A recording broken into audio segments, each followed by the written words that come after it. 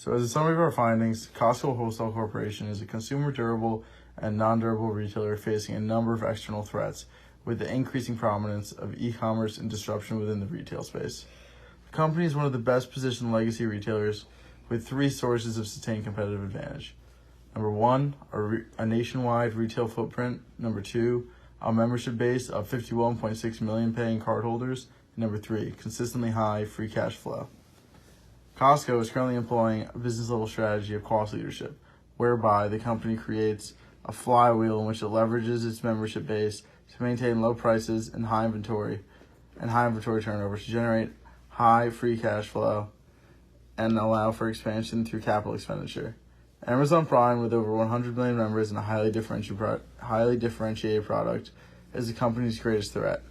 We recommend pursuing product differentiation through a strategic alliance with Disney to sell its new streaming service to members at a discount. So as for the company profile, just as an overview, Costco is headquartered in Issaquah, Washington.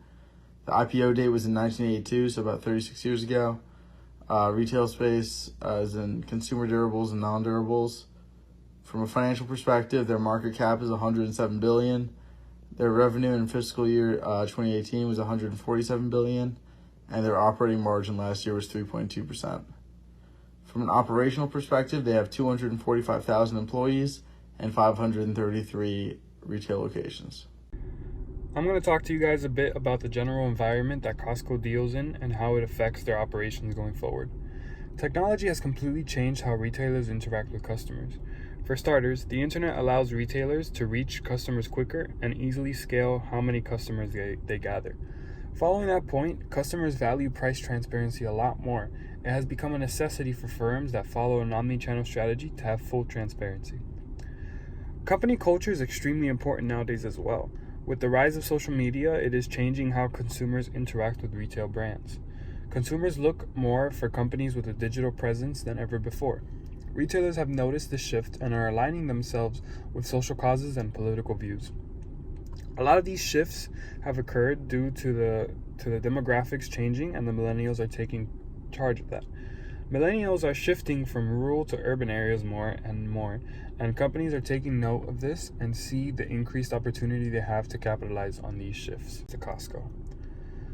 The threat of entry is the internet in this case, as the internet has lowered the capital requirements for initial investment and working capital, making it easier for firms to enter Costco space and any other big retailer space.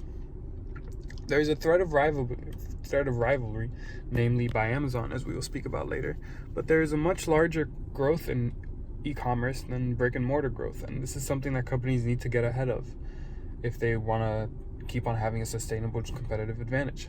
The threat of suppliers is negatively correlated with the size of the retailer, and in Costco's case, it isn't very large. Costco is a very big company who has a lot of power for their suppliers, as that's their bread and butter. Also, there is an increased threat of buyers thanks to the internet as well. The internet has leveled the playing field and increased transparency, causing customers to search and find the best prices that benefits them the most. Thank you. Next, I'm here to discuss Costco's business model and how they are able to obtain as well as retain current customers so successfully. Costco leverages its membership base to achieve high inventory turnover and negotiate favorable terms of supplier payment. A decrease in inventory and increase in current liabilities adds to negative change in working capital, which provides a source of cash for the company. Increased free cash flow allows for increased capital expenditure, which results in expansion. And finally, new locations add new members, which increase the company's membership base. Next, I'm going to talk about some of Costco's business level strategic choices. Their cost leadership strategy creates values to stakeholders. The following reasons are why they have such a sustainable competitive advantage: their membership program, their unique yet simple retail footprint, as well as their high free cash flow. Cost leadership attainable through membership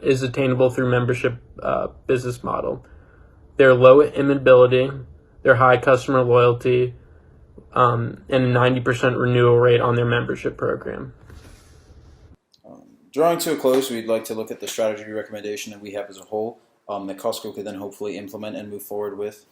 So we look to aim to deal with the biggest external threats that they have, whether the threats of threats of entry or rivalry into the marketplace of wholesaling that Costco does operate within.